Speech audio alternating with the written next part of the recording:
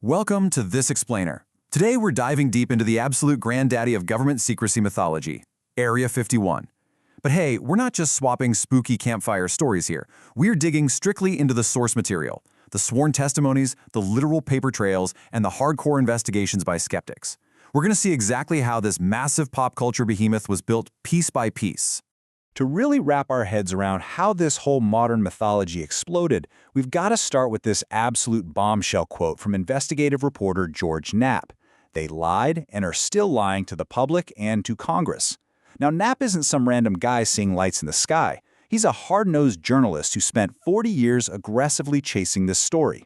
He literally testified under oath to Congress that the massive piles of government documents he uncovered paint a completely different picture than the official narrative. But right before Knapp was talking to Congress, he interviewed a guy who permanently changed how we view the Nevada desert. Section 1. The Area 51 Whistleblower. Okay, check out this timeline. Back in 1982, this guy Bob Lazar pops up in a local Los Alamos newspaper. He's identified as a physicist, and he's basically just showing off a Honda Civic that he'd crazily strapped a jet engine to. Just a fun, quirky local interest piece, right? But skip ahead to May 1989. He's sitting down on KLAS-TV with George Knapp, totally hidden in shadow, going by the fake name Dennis. And he's claiming he's actively reverse engineering alien technology at a highly classified site. Then by November of that year, boom, he steps out of the shadows, reveals his real face and name, and the world is never the same. Section 2. Element 115 and S4. So Lazar claimed he wasn't actually working at the main Area 51 base. He said he was at a highly secretive subsidiary facility about 15 miles south called S4.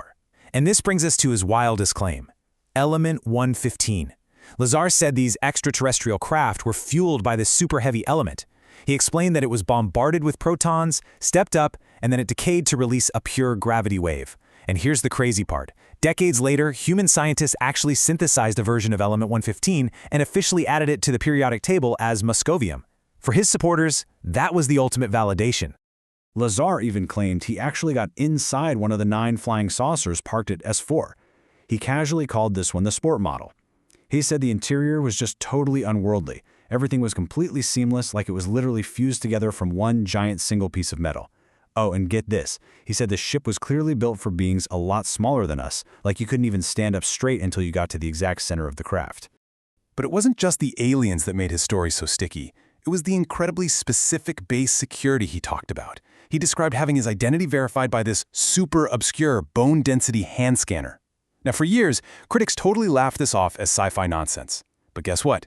It was later confirmed that this exact, highly classified technology was genuinely being used at the Tonopah test range right next door, the same place they developed the F-117 stealth fighter. It's wild details like that which make this whole mythology so incredibly hard to shake. Section 3. The journalist's paper trail. After Knapp broadcast Lazar's story, his phones just blew up. Knapp testified that 6 different insiders talked to him off the record, and every single one of them was visited by government agents the very next day. Listen to this. Agents visited a female defense contractor, brought up her daughter, and casually said, "It's a big desert out there. It would be a shame if anything happened to either of you." I mean, wow. Those are straight-up veiled death threats, designed to completely enforce absolute silence. But you can't keep a lid on this forever. It turns out the US government was secretly running massive, highly funded UFO investigations, like AAW-ASAP, the Advanced Aerospace Weapons Systems Application Program. Pushed by folks like Senator Harry Reid, this wasn't some fringe club in a basement. It was the largest known government UFO investigation in history. They generated a staggering 240,000 case files and even did deep dives into the physiological health effects of close encounters. And the insiders running these programs? They were saying some mind-blowing things out loud. Take Dr. James Lukasaki, a top-tier defense intelligence scientist behind ASAP. According to Knapp, Lukasaki point-blank told a sitting U.S. senator and Homeland Security official that the United States is actually in possession of a craft of unknown origin. And he was specific. No intakes, no exhaust, no wings, and absolutely no control surfaces.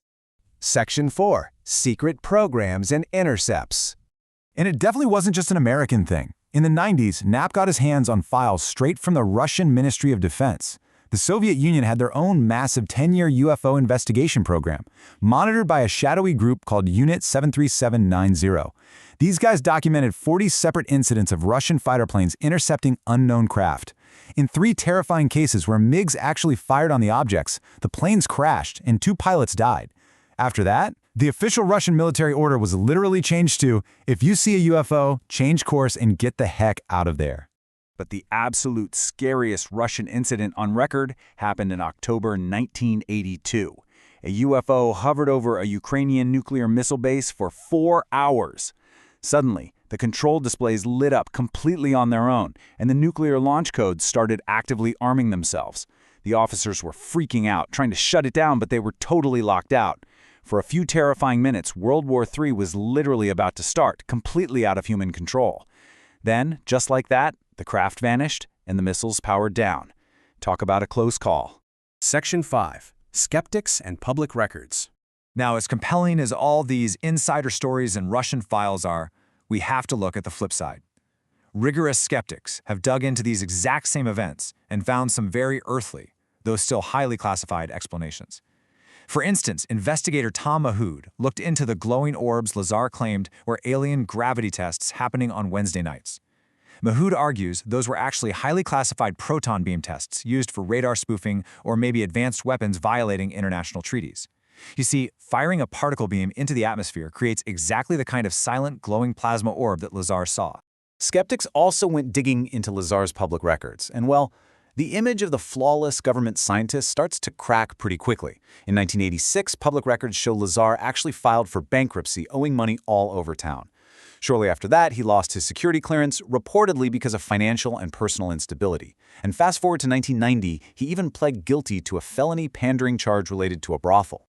The biggest issue for skeptics, though, is the total lack of a paper trail. Renowned ufologist Stanton Friedman looked everywhere but couldn't find a single record of Lazar attending MIT or Caltech.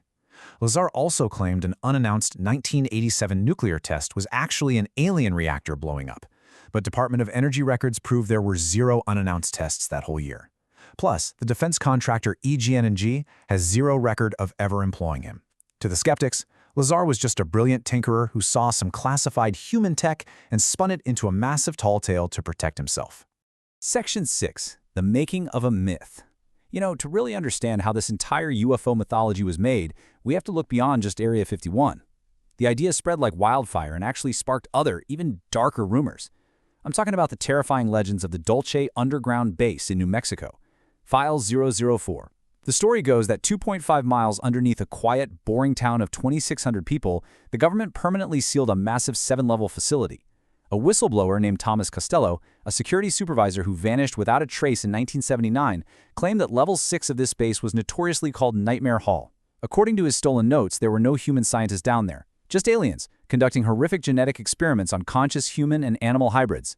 The Dulce mythology even claims that in August 1979, a literal subterranean war broke out in Nightmare Hall between humans and non-human entities.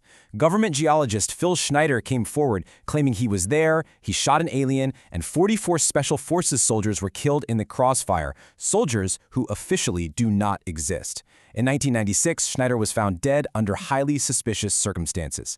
So, as we wrap up this explainer, we are left staring at 2 drastically different realities. Are places like Area 51 and Dulce Base hiding actual extraterrestrial technology? Did whistleblowers really risk their lives and even die to expose a terrifying alien reality? Or are we just witnessing the absolute greatest counterintelligence smokescreen ever invented? Is the military simply using the mythology of aliens to perfectly hide the development of insanely advanced human weaponry? Whichever side you lean toward, the truth is definitely buried somewhere out there. Thanks for learning with me today, and remember, always keep questioning what you see.